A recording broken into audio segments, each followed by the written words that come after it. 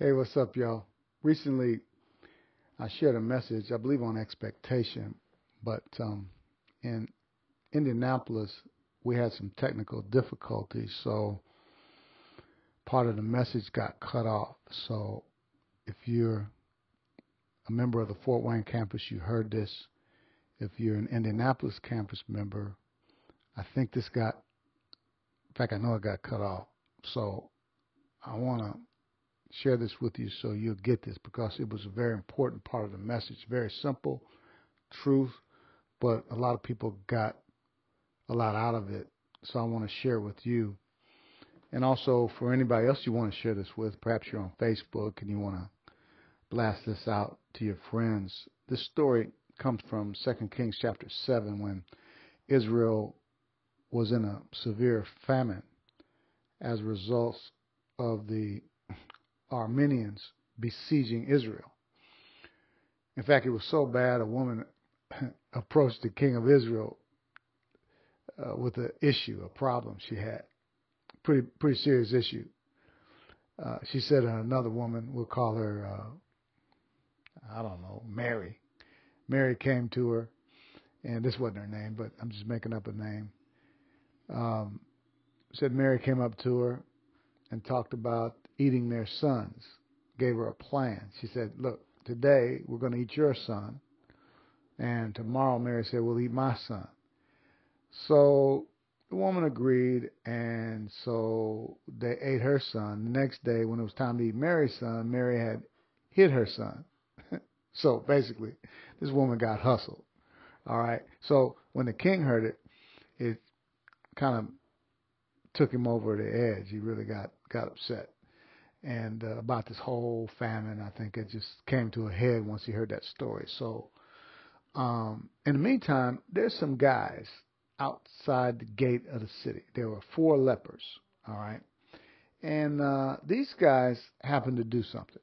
Now, they didn't know exactly what to do, but they reasoned among themselves. They said, listen, let's go to the enemy's camp. Now, when we get there, they may just let us live. If they kill us, we're going to die anyway if we stay here, because they reasoned that if they go into the city, there's no food there. They're going to starve and die, starve to death. If we stay out here, we're going to starve to death if we stay where we are. So we might as well go to the enemy's camp because, hey, we might say something might happen.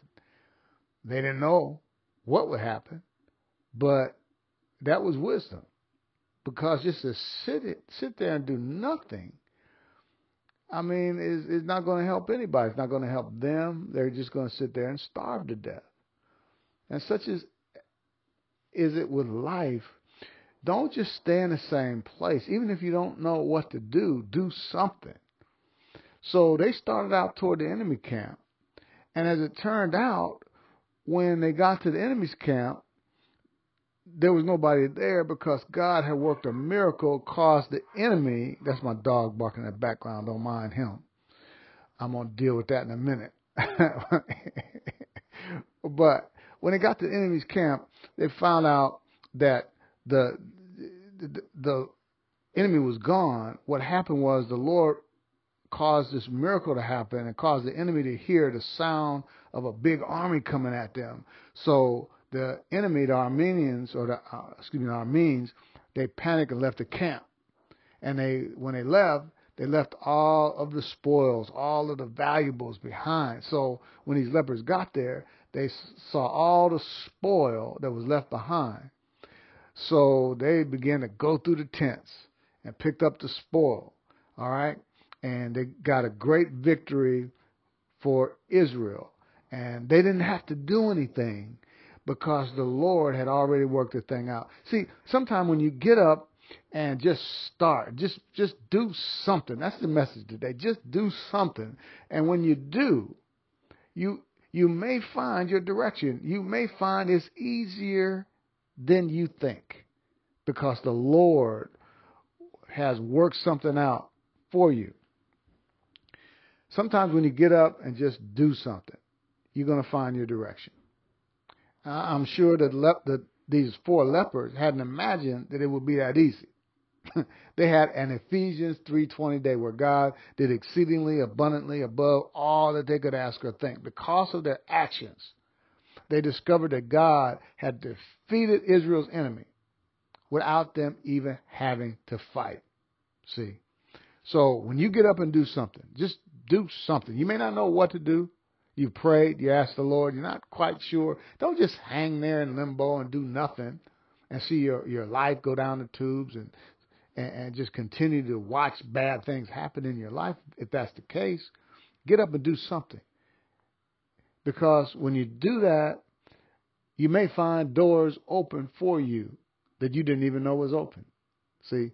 And when you walk through that door, it may be easier than you think. Have you ever heard a mother tell a daughter when their hair's all messed up, man, do something about your hair? Or perhaps some kids, maybe you have kids that came home and had bad grades, and you tell them, do something about those grades. You may not know what to do about the grades. You may not know what to do about the girl's hair, or what she needs to do, but do something. Okay? See, and that's what I'm saying to you today.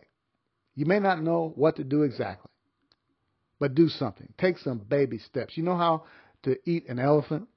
One bite at a time. A journey of 1,000 miles begins with one single step. Starts with one step. Take that step today.